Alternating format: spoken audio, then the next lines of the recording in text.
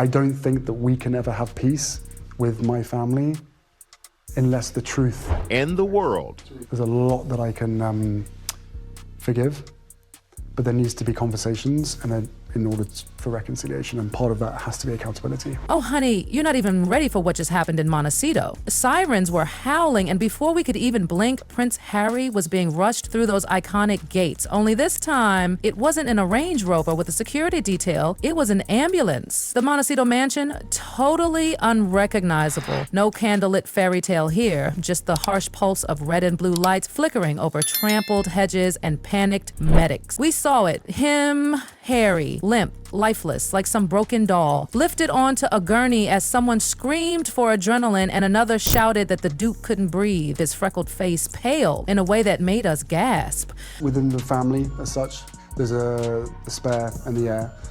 My brother being the heir and me being the spare, and so I think it was just a really good opportunity to choose a title that had been somewhat used against me for a long part of my life and own that title.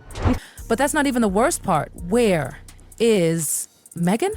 We followed the Madison side, heart pounding, and there, bodyguard David, flat on the ground, still gripping his phone like it was a lifeline. He kept mumbling that he found Harry unresponsive, just lying there on the bedroom floor. A shattered glass nearby, a scent, not tea, definitely not tea, clinging to the nightstand. The paramedics exchanged those silent looks, the kind that screams substance involved without actually saying it. We caught David whispering, "My captain," like some scene out of a war movie. Loyal to the end, but come on. Where's Meghan? We ran through their pristine kitchen, not a dish out of place. That ridiculous color-coordinated spice rack, still flawless. The fruit bowl, staged. But the driveway? Oh, girl, that was the real story. Harry's vintage Defender sat alone, and that chic black E-Class sedan Meghan always drives, gone. Now, Harry and Meghan have also been accused of hypocrisy after they restructured their staff, creating what has been labelled the Montecito Royal Court. What does that mean, Kinsey? What's happening? Word is she slipped out hours earlier, not to check on her husband. Nope, she was gliding into a sequined dress, heading to some velvet rope West Hollywood club where no camera dares tread unless invited. Meanwhile, Harry's breath rattles in an ambulance, and all we can hear is the silence left behind by the Duchess. The Sussex brand cracking. No, crumbling under the weight of one woman's vanishing act. And now we're all asking the question, was this just self-preservation? A wife trying to escape the chaos? Or did Meghan Markle abandon her husband when he needed her most? Their carefully built image, Netflix glitz, that podcast, even those homemade jars of jam. It's all scattering across that marble foyer like loose Lego pieces, painful to look at, impossible to step over. Remember when Meghan admitted how lonely it can be to build something on your own? She said it was liberating, but also lonely. Well, that quote echoes now like a prophecy while Harry lays strapped to machines. We've just learned, get this, he smashed his phone after a heated call with King Charles. Meghan Markle's podcast has ended its 8-episode run, and there are no plans to release a second season at this point. What a surprise. We pivot to Meghan. Eyewitnesses swear he screamed, "You left me first." Yikes. That's a dagger straight into royal history. Charles is dodging press like it's 2020 all over again. No comments, no outreach, just silence. Again. We all remember the Sussexes' dramatic exit after many months of reflection. Well, tonight, that reflection shattered like the glass beside Harry's bed. And it's everyone around him now, feeling the quake. Now, let's talk Meghan. While Harry was literally fighting for his life, Meghan was reportedly spotted whispering plans over cocktails with Hollywood power brokers and her new PR sorceress. Think words like pivot and rebrand floated between sips of something imported. We're not saying she planned this, but the puzzle pieces, they aren't falling randomly. She was allegedly pulling out of every event that might link her face to Harry's frailty. Cold, calculated. You tell us. Remember Harry's memoir? The one where he talked about suffocating panic in crowds and admitted he was once agoraphobic? Add in the rumors of mind-altering substances and it paints a harrowing picture. Your Royal Highness, Meghan Markle, congratulations to you both. Thank you. Can we start with the proposal and the actual moment of your engagement? When did it happen? How did it happen? It happened a few weeks ago, earlier this month, here at our cottage. Just a standard, typical night for us. It's a cosy night. It was What were we doing? Just roasting chicken and Roasting having a chicken, trying to roast a chicken.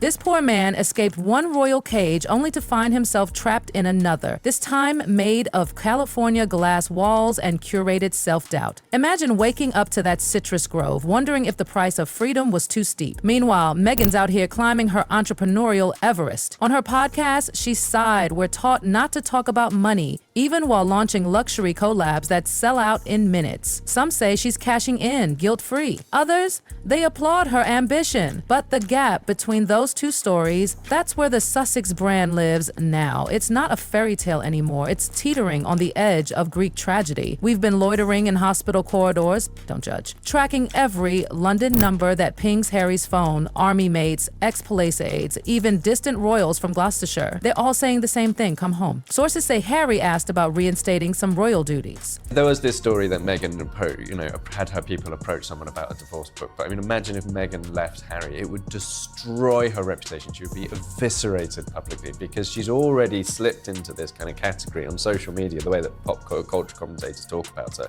They lump her in with Amber Heard, they lump her in with, these other famous women who are perceived as, being narcissistic or, being controlled. That's right. The same man who once torched that royal rulebook on live TV is now asking how to get back under the crown's protective wing. Because apparently the ocean breeze in Montecito doesn't taste like freedom anymore. Not when Meghan's talking product launches and you're left feeling like a side character in her Instagram life. We've uncovered Meghan's hush-hush meetings with top image consultants at candlelit restaurants behind tinted glass. The plan? Separate Meghan from Sussex. Just Meghan. Clean, solo, empowered. One PR brain supposedly pitched the slogan, first, mother, second, trailblazer. Always innocent on paper. But don't forget who's missing in that equation. Her husband clinging to hospital rails. And what's the palace doing, you ask? Exactly what they always do, nothing. Foggy silence. But eagle-eyed royal watchers noticed. Charles canceled an appearance. William looked tight-lipped leaving Kensington. They know, they all know. And while Harry lies in a Santa Barbara hospital, the monarchy's past choice to cut his security seems colder than ever. Inside Balmoral? But what people don't know is the efforts that I've gone to resolve this privately, both with my brother and with my father, constantly for the last 6 years, but especially the last 2. I think my mother would realize the missed opportunity with Meghan being part of the institution, part of the monarchy. And I think she is looking forward to the time when William and I see eye to eye and are joined at the hip again. Hushed voices, worried faces, maybe even some guilt. Because what we're watching here might be the royal family's worst case scenario made real. Back in California, Meghan's Instagram, a whole different universe. Sunshine, inspirational quotes, perfectly lit shots of her baking peach crostadas. No sign of the storm raging just miles away. To some, it's strategic. To others, tone deaf. Like, how are you posting sun-dappled baking vibes while your husband is literally hooked up to machine? We saw Harry being discharged, still weak, smile tight, hands trembling as he signed release papers. He's headed to a private villa to recover. But Meghan's entrance? Anything but emotional. Insiders say she walked in, all business, briefed the staff on product shipments before asking if Harry was hydrated. No hugs, no tears, just launch schedules and logistics. Some call her ruthless. And if I were, if I were a troublemaker, I might accuse Harry and Meghan of unconscious bias in the employment department, looking at all the new faces that are coming on to work for Harry and Meghan independently and together for their entertainment ventures. And if history repeats itself as much as Harry whines that it does, both Harry and Meghan will continue to reject any and all sound advice and will potentially treat their staff poorly. So good luck.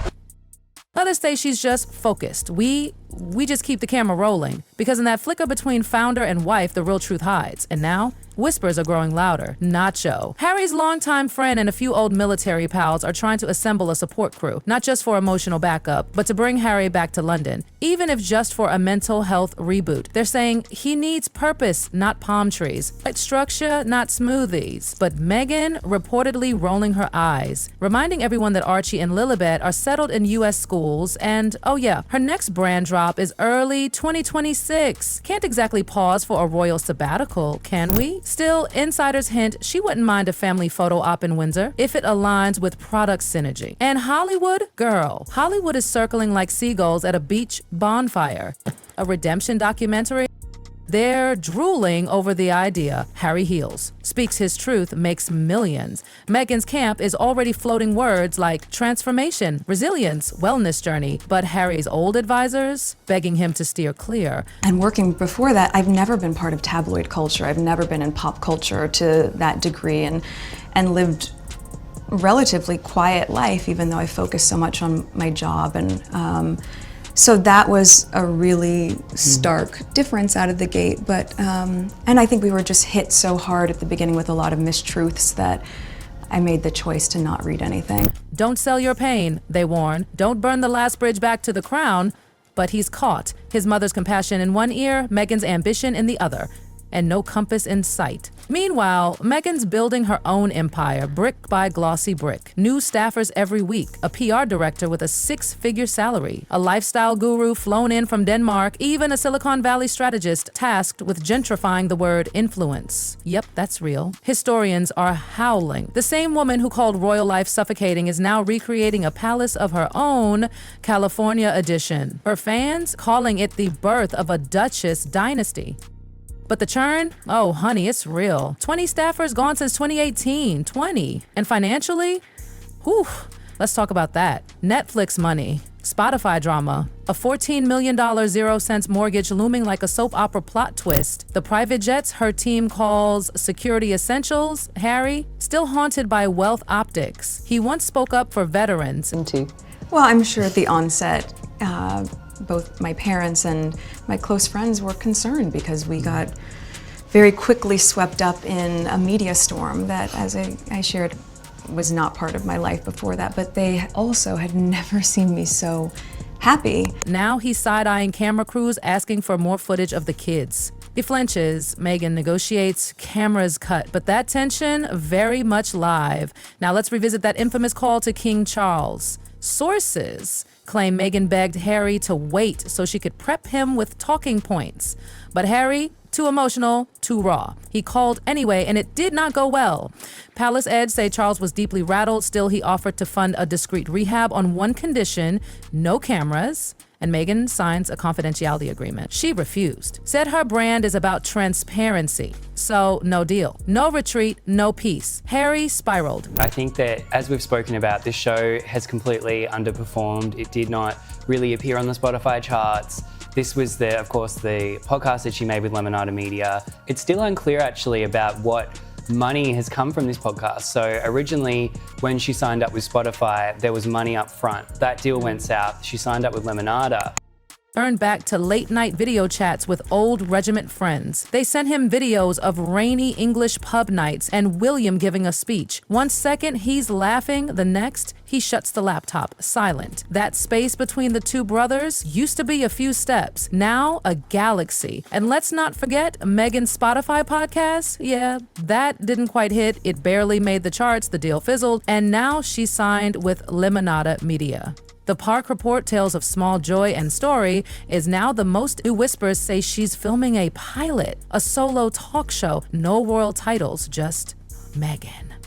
Some say she's reclaiming her identity. Others say she's slowly shedding the man who gave her that title to begin with. Behind the scenes, Harry's desperate, pacing the backyard, voice cracking, pleading with royal aides for access to archival Invictus footage, even asking for a grace period on his security fees. He ends the call with a strained "thank you, sir." So heartbreakingly formal, like he's still trying to be the prince they raised, even if no one is watching. Meanwhile, Meghan's in NYC, phones confiscated, NDAs signed, a secret summit with venture capital titans to build her wellness empire. She's addressed not as Duchess, but founder. Harry, not even invited. Instead, he's headed to Malibu to the same therapist who once helped him recover after Afghanistan. Two separate roads, same coastline, but only one might lead to survival. At home, it's ice cold. Some nights, they don't even speak. Meghan floats through the kitchen like a CEO on a mission, while Harry just stares at his cold toast. But on Instagram, they're glowing. Hands held, laughing, all smiles and gratitude. But behind that filtered perfection, cracks. Friends are worried. Psychologists warn curated bliss can hide collapse. Rumors swirl. Separation papers drafted, co-parenting plans discussed. But every time, Harry shreds them. He's still that wounded boy from the 90s clinging to forever. Meghan calmly reminds him modern families take many forms. A slammed door says the rest. The British press, ready to crown Harry the broken prince and Meghan the ice queen. But maybe the real heartbreak is deeper. A man who fled duty, only to fall into designer expectations. A woman who rose from obscurity, now watching it all teeter. They hold each other's healing and destruction in trembling hands. And if no one steps in, the next emergency might not be survivable. Even seasoned gossip insiders shudder at that thought. But just maybe, there's hope. They were spotted leaving a counseling center. No staff, no cameras, just her hand in his. Maybe healing is possible. Maybe ambition can shift to love. Maybe the crown remembers it's supposed to protect its own. Or maybe this is the last calm before it all collapses. Harry staring out to sea, longing for his mother. Meghan in another wing, juggling brands, lullabies, and a husband on the brink. And the palace, still silent, still shut. So here we are. A fragile prince, an ambitious duchess, allies in crisis, or rivals on a sinking ship? What's really happening behind those Montecito gates? Drop your theories below and stay tuned, because this royal roller coaster, oh honey, it's far from over.